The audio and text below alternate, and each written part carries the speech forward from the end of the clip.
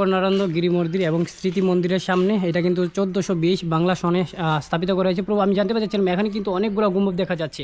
এই গম্বুজের মানেটা কি এবং এটা কি দ্বারা এখানে তুলে ধরেছে?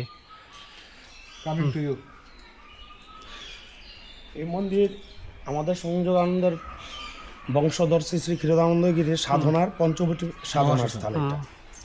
এটা প্রতিষ্ঠিত পঞ্চবটী।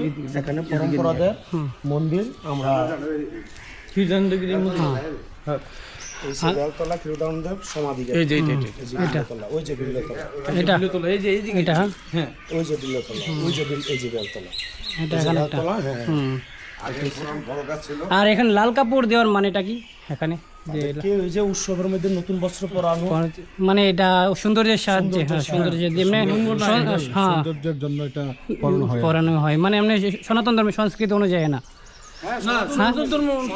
সংস্কৃত অনুযায়ী। হ্যাঁ, তো লাল কাপড় সংস্কৃত অনুযায়ী। আর এখানে কিন্তু বস্ত্রটা প্রাধান্য বেশি। শীতলা মায়ের মূর্তি কিন্তু এখানে দেখতে পাচ্ছেন। আর এই শীতলা মায়ের পূজাটা কোন সময় করা হয় এখানে?